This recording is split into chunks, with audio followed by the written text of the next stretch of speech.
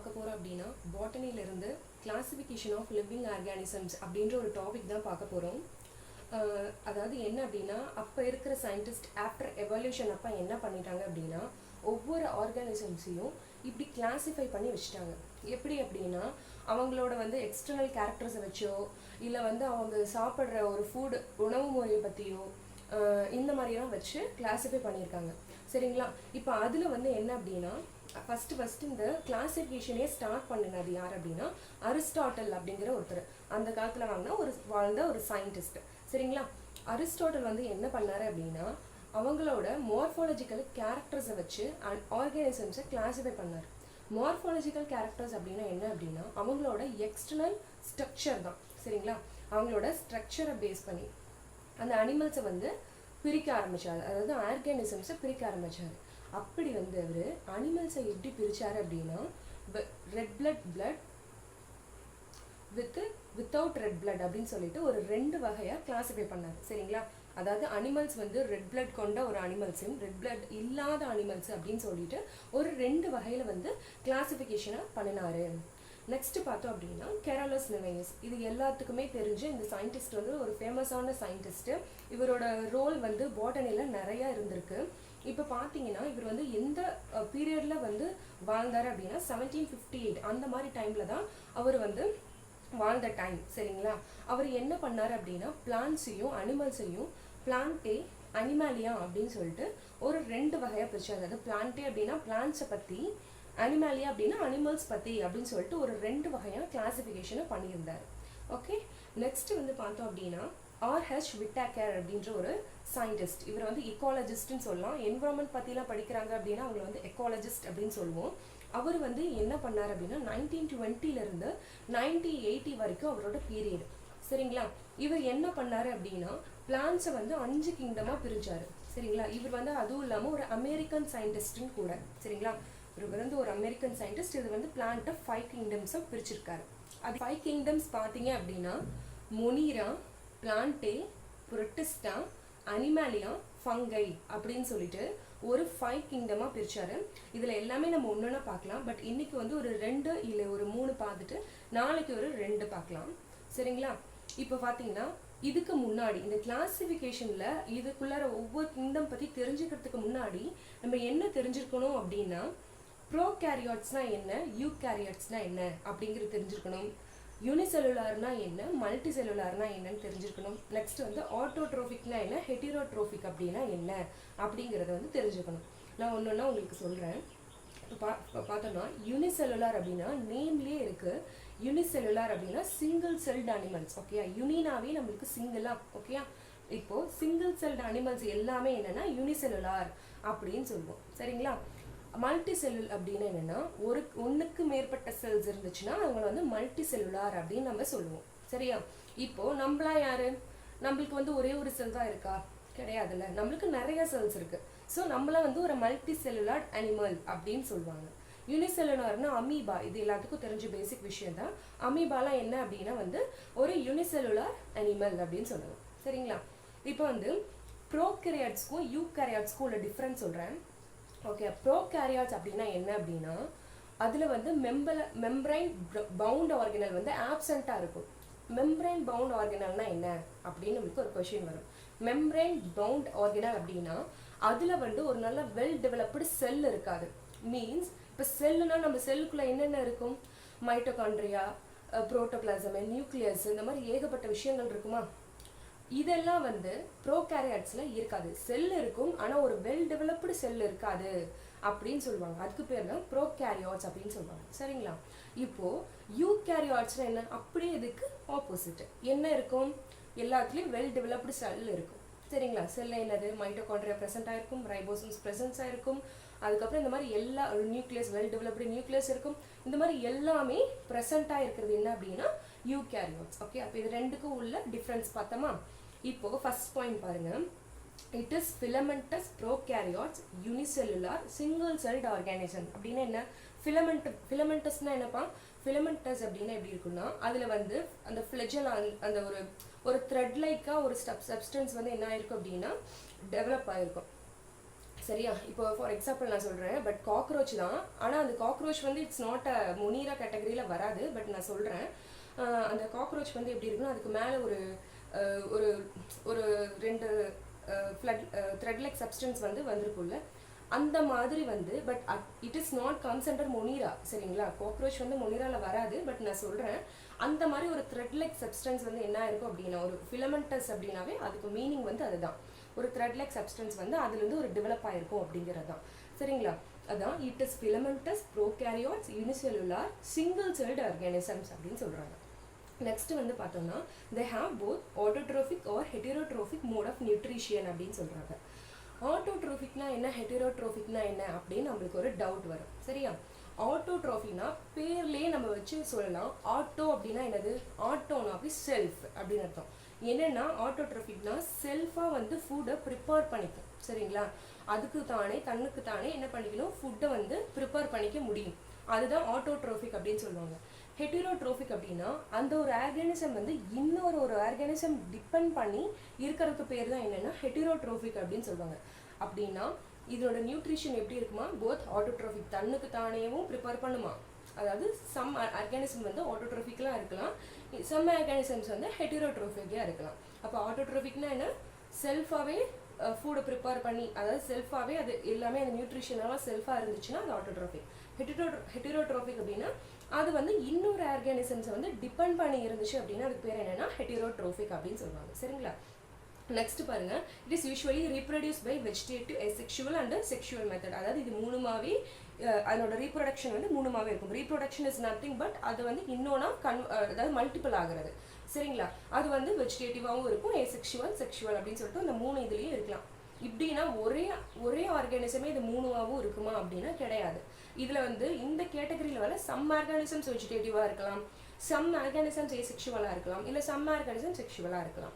இதுதான் வந்து என்னென்னா மொனிராவோட ரீப்ரொடக்ஷன் மெத்தட். இப்போ வந்து இதில் என்னென்னா all bacterias comes under this kingdom. இப்போ நம்மளுக்கு நிறையா பாக்டீரியாஸ் இருக்குல்ல, சைனோ பாக்டீரியா, அந்த மாதிரி நிறைய பாக்டீரியாஸ் இருக்குது. அந்த எல்லா பாக்டீரியாஸுமே மொனிரா கேட்டகரியில் தான் வரும் அப்படின்னு சொல்கிறாங்க. ஓகே, பார்த்தோன்னா இதுலேயே சில யூசஸ் இருக்குது. சரிங்களா? என்னென்ன யூசஸ் அப்படின்னா, இது வந்து ஆன்டிபயோட்டிக்ஸ்லாம் ப்ரிப்பேர் பண்ணுறதுக்காக யூஸ் ஆகுது. அது இல்லாமல் டிசீசஸையும் க்யூர் பண்ணும் அப்படிங்கிறது இருக்குது. எல்லா பாக்டீரியாவுமே இட்ஸ் நாட் வந்து டாக்ஸிக் பாக்டீரியாஸ் கிடையாது, நல்ல பாக்டீரியாஸும் இருக்குல்ல. சரியான அந்த மாதிரி தான். ஓகே, இப்போ வந்து இது வந்து என்னென்னா ஆன்டிபயோட்டிக்ஸ் ப்ரிப்பேர் பண்ணுறதுக்கு யூஸ் ஆகும். சரிங்களா?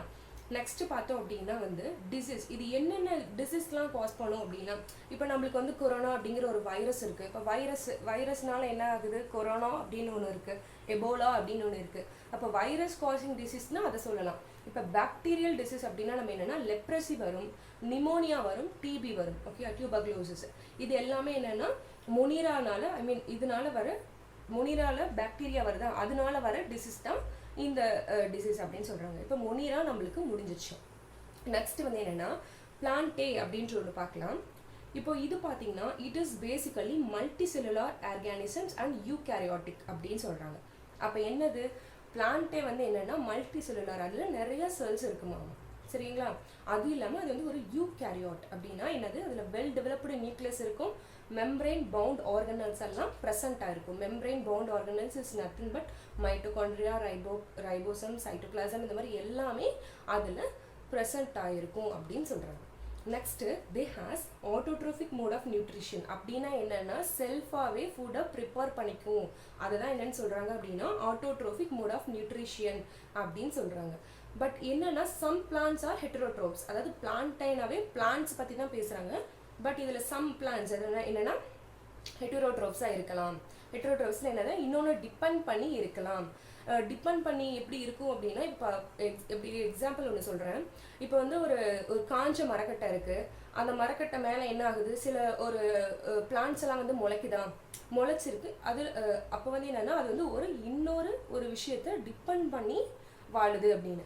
இன்னொன்று வந்து நம்ம இன்னும் சொல்ல போனோம் அப்படின்னா, இப்போ ஜுவாலஜியில் எடுத்துட்டோம் அப்படின்னா நம்மளோட ஸ்டொமக்கில் வார்ம்ஸ் எல்லாம் இருக்கும். சரிங்களா? அப்போ அந்த வார்ம்ஸ் எல்லாம் என்னென்னு சொல்லலாம், ஹெட்டரோட்ரோஃப் அப்படின்னு சொல்லலாம். அதாவது அது நம்மளை டிபெண்ட் பண்ணி அந்த வார்ம்ஸ் வந்து நம்ம வயிற்றுல குழந்தைங்களுக்குலாம் பூச்சி இருக்குன்னு சொல்லுவாங்களா, அது வந்து இன்னொருத்தர் டிபெண்ட் பண்ணி வளருது.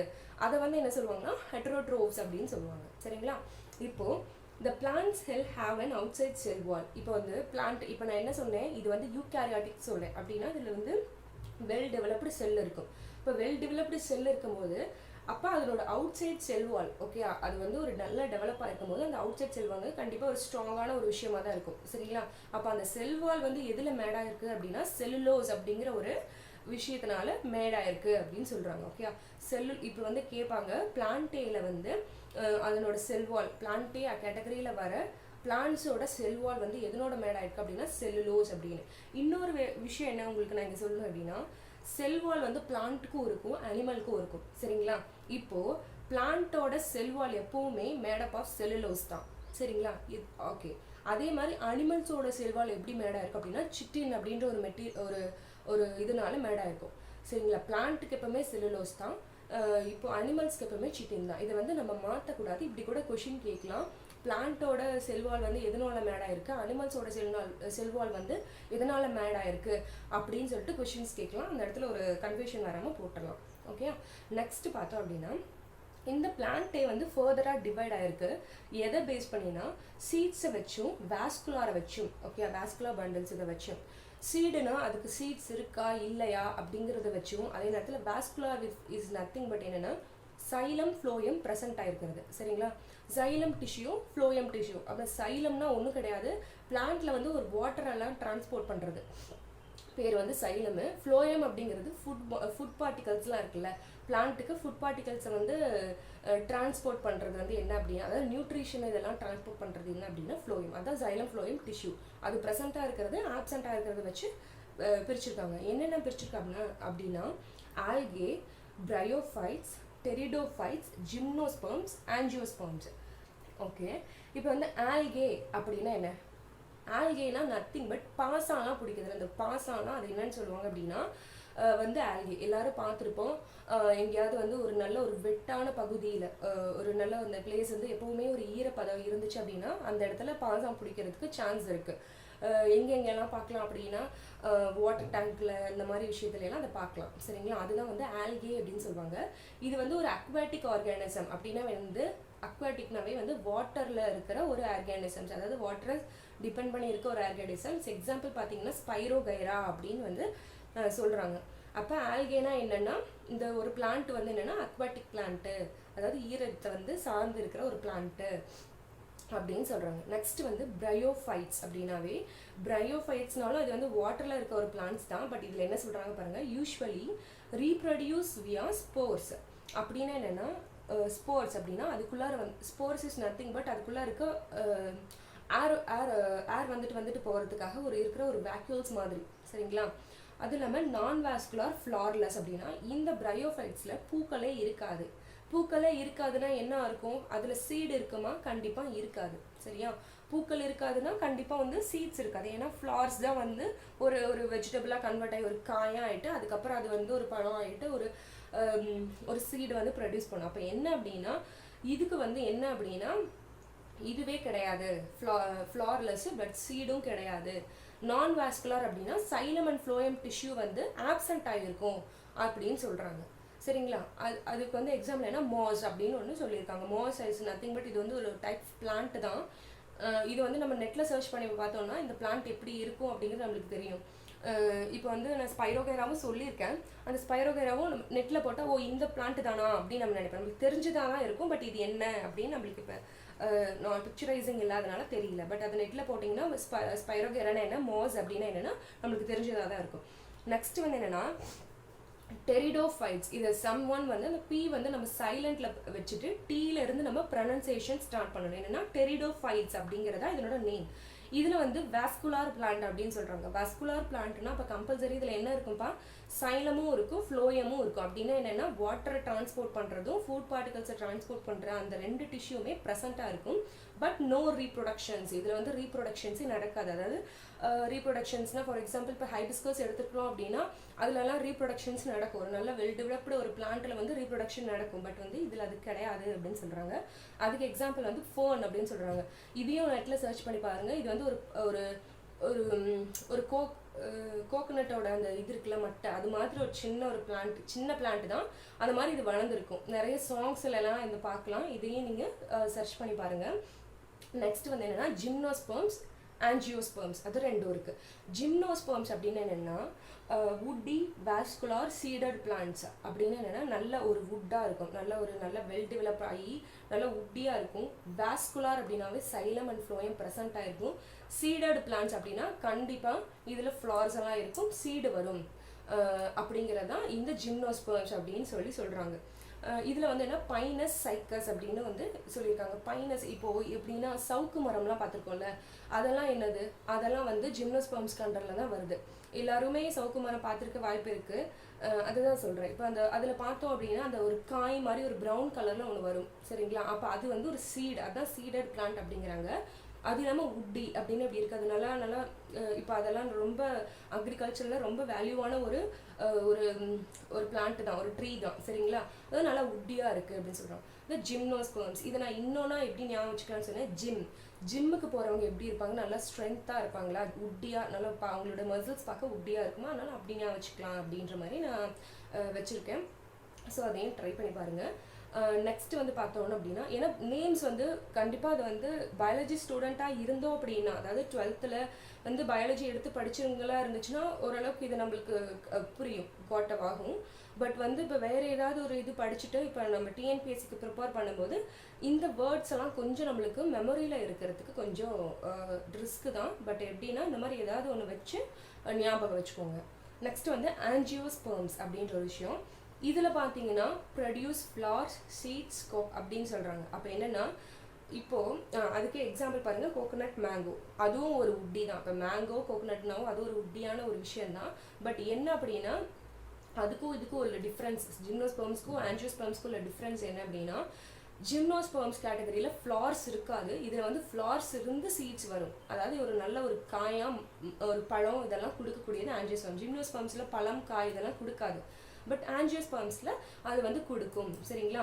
இப்போ இதுக்கு எக்ஸாம்பிள் பார்த்தோன்னா கோகோனட், மேங்கோ அப்படின்னு சொல்கிறாங்க. ஆஞ்சியோஸ்பெர்ம்ஸ், ஓகே, அது நல்லா ஞாபகம் வச்சுக்கோங்க. அப்போ என்னென்னா ஆல்கேங்கிறது என்ன அப்படின்னா ஒரு அக்வாட்டிக் ஆர்கானிசம், பாசாம் பிடிச்சிருக்குன்னு சொல்கிறோம்ல, அதை ஞாபகம் வச்சுக்கோங்க. பிரையோஃபைட்ஸ் அப்படின்னா இது வந்து ஒரு நான் வாஸ்குலார், சைலம் ஃப்ளோயம் ப்ரெசென்ட் ஆகிருக்காது, ஒரு ஃப்ளார்லெஸ் அப்படின்னு சொல்கிறாங்க, அது ஞாபகம் வச்சுக்கோங்க. டெரிடோஃபைட்ஸுங்கிறது வாஸ்குலார் இருக்கும் பட் ரீப்ரொடக்ஷன்ஸ் இருக்காது. எக்ஸாம்பிள் வந்து ஃபர்ன். ஜிம்னோஸ்பெர்ம்ஸ்னால் நல்ல ஒரு வுட்டியான ஒரு பிளான்ட்டு, சீட்ஸ் ப்ரொடியூஸ் பண்ணும். பைனஸ், சைக்கஸ் வந்து அதனோட எக்ஸாம்பிள். ஆஞ்சியோஸ்பெர்ம்ஸ் அப்படின்னா இதில் ஃப்ளார்ஸு, சீட்ஸு, ஃப்ரூட் எல்லாமே ப்ரொடியூஸ் ஆகும். இதுக்கு எக்ஸாம்பிள் வந்து கோகோனட், மேங்கோ, இந்த மாதிரி நிறையா இருக்குது, சரிங்களா? இதுதான் வந்து என்னென்னா பிளான்டேக்கு அண்டரில் வர விஷயம். நெக்ஸ்ட்டு ஃபங்கை, இந்த 3 மட்டும் பார்த்தலாம். நெக்ஸ்ட்டு அந்த மிச்சம் இருக்குது அந்த ஃபங்கை, இன்னொரு 2 இருக்குது, அதை வந்து நாளைக்கு பார்க்கலாம். இப்போ ஃபங்கை அப்படின்னா என்னென்னா, fungi R multi cellular eukaryotic organisms, okay? இப்போது நல்லா தெரியுது, மல்டி செல்லுலார்னால் நான் முன்னாடி இருந்தே சொல்லியிருக்கேன், என்ன இருக்கும், நிறையா செல் இருக்கும். யூகேரியாட்ஸ்னால் நல்ல ஒரு மெம்பரைன் பவுண்ட் ஆர்கனல்ஸும் நியூக்ளியஸும் நல்லா வெல் டெவலப் ஆகிருக்கும். இது வந்து பிளான்ட்டே மாதிரி அதுவும் அந்த ப்ராப்பர்ட்டி இதுக்கு இருக்குது. நெக்ஸ்ட் பார்த்தோம்னா the mode of nutrition is heterotrophic அப்படின்னு சொல்கிறாங்க. அப்போ ஹெட்டிரோட்ரோஃபிக் அப்படின்னா என்ன பண்ணுறது, இன்னொரு அனிமலில் டிபெண்ட் பண்ணி, அதாவது இன்னொரு ஆர்கானிசமை டிபெண்ட் பண்ணி தான் இதனோட நியூட்ரிஷன் இருக்குது. Mode of nutrition is nothing but food prepare பண்ணுறது, சரிங்களா? ஃபுட்டுக்காக இன்னொன்று டிபெண்ட் பண்ணுறதுக்கு பேர் தான் இந்த ஆட்டோட்ரோஃபிக்கும் ஹெட்ரோட்ரோஃபிக்கும் உள்ள அந்த டிஃப்ரென்ஸு. ஹெட்ரோட்ரோஃபிக் இன்னொன்று வந்து டிபெண்ட் பண்ணியிருக்கும். ஏன் அப்படின்னா ஆப்சன்ஸ் ஆஃப் குளோரோஃபில் பிக்மெண்ட் அப்படின்னா என்னப்பா, குளோரோஃபில்ங்கிறது ஒரு பிக்மெண்ட்டு. இந்த பிக்மெண்ட் வந்து என்னென்னா பிளான்ட், க்ரீன் பிளான்ட்ஸ், ஏன் பிளான்ட் எல்லாம் க்ரீனாக இருக்குது அப்படின்னு ஒரு ஃபன்னியாக ஒரு காமெடி பண்ணுவாங்க. பட் உண்மையான ரீசன் என்னென்னா குளோரோஃபில் வந்து ப்ரெசண்ட் ஆகிருந்தால் மட்டுமே அது வந்து என்னென்னா க்ரீன் பிளான்ட்டு அப்படின்னு சொல்லுவாங்க. குளோரோஃபில் ஆப்சென்ட் ஆயிருக்கு அப்படின்னா அது வந்து என்னென்னா அது வந்து க்ரீன் பிளான்ட்டாக இருக்குது. அது நிறையா பார்த்தீங்கன்னா லீவ்ஸ் வந்து எப்படி இருக்குன்னா பிங்க் கலர்லாம் இருக்கும் இன் ஃபாரின் கண்ட்ரீஸில். இப்போ நம்ம ஊர்லேயே பார்த்தோன்னா குரோட்டன்ஸ்லாம் பார்த்தீங்கன்னா இருக்குது, சில குரோட்டன்ஸ்லாம் வந்து க்ரீனிஷாக இருக்குது. பட் சிலதெல்லாம் வந்து கலரே லீஃப் வந்து பர்பிளாக இருக்கும், லாவெண்டர்லாம் இருக்கும், மெஜண்டாலாம் இருக்கும். பட் இதில் என்ன விஷயம் அப்படின்னா வந்து குளோரோஃபில் பிக்மெண்ட் வந்து ஆப்சென்ட் ஆயிருக்கு அப்படின்னு சொல்லுவாங்க. ப்ரெசென்ட் ஆயிருக்கனால தான் அது அப்படி இருக்குது. இப்போ வந்து என்னென்னா இதில் ஏன் வந்து நியூட்ரிஷன் ஹெட்ரோட்ரோஃபிக் அப்படின்னா குளோரோஃபில் பிக்மெண்ட் தான் நம்மளுக்கு என்னது ஃபோட்டோசிந்தசிஸ்க்கு ஹெல்ப் பண்ணும், சரிங்களா? சன்லைட்டை அப்சர்வ் பண்ணி இது வந்து ஃபோட்டோசிந்தசிஸை இனிஷியேட் பண்ணும். பட் அதுவே இங்கே வந்து ஆப்சென்ட்டாக இருக்குங்கிறனால தான் ஃபுட்டை வந்து இதனால ப்ரிப்பேர் பண்ண முடியல அப்படின்னு சொல்கிறாங்க. நெக்ஸ்ட்டு நான் சொன்னேன் cell wall is made up of chitin. இப்போ ஃபங்கை வந்து இட்ஸ் நாட், இது வந்து பிளான்ட் கேட்டகரியிலையும் வரலாம், அனிமல் கேட்டகரிலையும் வராது. ஓகேங்களா? இப்போது அதில் தான் வந்து இதில் இருக்க வந்து செல் வால் எப்படின்னா சிட்டின் அப்படின்ற அந்த நான் முன்னாடியே சொல்லியிருக்கேன். இது வந்து அனிமலுக்கு மேடப் ஆஃப் சிட்டின்னு, பிளான்ட்டுக்கு made up of cellulose cell wall அப்படிங்கன்னு சொல்லியிருக்கேன். அதெல்லாம் வச்சுக்கோங்க. ஆனால் ஃபங்கைக்கு எப்படி அப்படின்னா ஃபங்கை வந்து அனிமல் கேட்டகரி தான், மேக்ஸிமம் அனிமல் கேட்டகரி தான். அது வந்து எதில் மேடப் ஆயிருக்கு அப்படின்னா சிட்டின் அப்படிங்கிற ஒரு விஷயத்தினால மேடப் ஆயிருக்கு அப்படின்னு சொல்கிறாங்க. இப்போ இதனோட யூசஸ் பார்த்தோம் அப்படின்னா நம்மளுக்கே நல்லா தெரியும். அது வந்து பேக்கிங் இண்டஸ்ட்ரீஸ், அதாவது என்னென்னா ஈஸ்ட் இஸ் அ ஃபங்கை. ஓகேயா? இப்போ வந்து நம்மளுக்கு ஒரு ப்ரெட்டோ இல்லை பன்னோ வந்து நம்மளுக்கு ஃப்ளஃபியாக கிடைக்குது அப்படின்னா அதுக்கு காரணம் என்னென்னா அவங்க ஈஸ்ட் போட்டு அதை வந்து செய்கிறாங்க. ஸோ அதனால தான் அது வந்து பேக்கிங் இண்டஸ்ட்ரியில் யூஸ் ஆகுது. அது மட்டும் கிடையாது, நம்ம ஃபுட்டாகவும் யூஸ் பண்ணுறோம். மஷ்ரூம் இஸ் ஃபங்கை இல்லை. இப்போ அது பிளான்ட் தானே அப்படின்னு கேட்கலாம். எக்ஸப்ஷனில் இருக்குது. ஃபங்கை வந்து பாதி பிளான்ட்டாகவும் இருக்குது, கொஞ்சம் அனிமல்ஸாகவும் இருக்குது. ஓகேயா? அதான் விஷயம். இப்போ வந்து என்னென்னா மஷ்ரூம் வந்து நம்மளுக்கு என்ன ஃபுட்டுக்காக யூஸ் பண்ணுறோம், குக்கிங்காகவும் யூஸ் பண்ணுறோம். அது ஒரு யூசஸ் இருக்குது. நெக்ஸ்ட் வந்து பென்சிலியம் அப்படின்ற ஒரு ஆன்டிபயோட்டிக் இருக்குது. ஓகே? அந்த ஆன்டிபயோட்டிக்கை ப்ரிப்பேர் பண்ணுறதுக்கும் என்னென்னா அதை ப்ரிப்பேர் பண்ணுறதுக்கும் ஃபங்கை வந்து ஹெல்ப்ஃபுல்லாக இருக்குது. சரிங்களா? இப்போ வந்து இந்த பென்சிலியம் நம்ம என்னன்னு சொல்லணும்னா கிங் ஆஃப் ஆன்டிபயோட்டிக் அப்படின்னு சொல்லுவோம். சரிங்களா? என்னென்னா இது முன்னாடி கண்டுபிடிச்சிருக்காங்க. இந்த பென்சிலின் கண்டுபிடிச்சதுக்கப்புறம் தான் வந்துட்டு நிறைய boxes I think so I not sure about it, but box இதெல்லாம் வந்து அதுக்கப்புறம் தான் வந்து ஒழிஞ்சுது அப்படிங்கிற மாதிரிலாம் படிச்சிருக்காங்க. பட் நம்ம டிசீஸ் பற்றி டீட்டெயிலாக படிக்கும் போது நம்மளுக்கு அதுவும் தெரிஞ்சிடும். சரிங்களா? இப்போ இந்த மாதிரி யூசஸ் வந்து இத்தனை இருக்குது. நெக்ஸ்ட் வந்து என்னென்னா ஃபங்கை வந்து ஃபர்தராக எப்படி கிளாஸிஃபை ஆயிருக்கு அப்படின்னா மைக்கோஃபைட்டா, மைக்கோஃபைட்டா அப்படின்னு சொல்லிட்டு கேள்விப்பட்டு அந்த மாதிரி 2 விதம் வந்து கிளாஸிஃபை ஆயிருக்கு. சரிங்களா? இதுக்கு வந்து என்னென்னா மைக்கோஃபைட்டா அப்படின்னு என்னென்னா லேக் ஆஃப் செல்வால்ஸ், அதாவது அந்த ஃபங்கைக்கு செல்வால் வந்து இருக்காது அப்படிங்கிறது தான் மீனிங். சரிங்களா?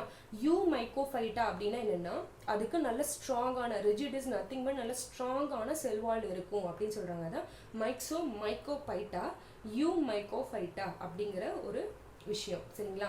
இன்னொன்று வந்து ஸ்டடி ஆஃப் ஃபங்கை வந்து நம்ம என்னன்னு சொல்லுவோம்னா மைக்காலஜி அப்படின்னு சொல்லுவாங்க. இந்த மாதிரி கொஷின் கேட்கவும், இப்போ வைரஸை பற்றி படிக்கிறது வைராலஜி, பாக்டீரியா பற்றி படிக்கிறது பாக்டீரியாலஜி, இதெல்லாம் நம்மளுக்கு தெரியும். பட் ஏன்னா அது நேம்லேயே இருக்குது. இப்போ வந்து ஃபங்கை பற்றி படிக்கிறதுக்கு பேர் என்னென்னா மைக்காலஜி அப்படின்னு சொல்லுவாங்க. Okay? Study of fungus is called mycology அப்படின்னு சொல்லுவாங்க.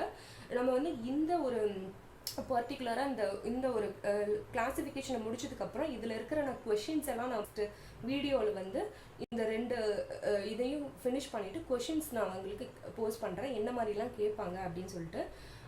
அதுவும் இல்லாமல் பாட்னிலே சுவாலஜிலே இதிலெல்லாம் சேர்த்து இவ்வளோ ஒரு 6 to 5 கொஷின்ஸ் கிட்ட வந்துட்டு தான் இருக்குது. ஸோ வந்து இது சிலபஸ் ஓரியன்ட் தான் நான் வீடியோஸ் வந்து அப்லோட் பண்ணுறேன். Okay, thank you.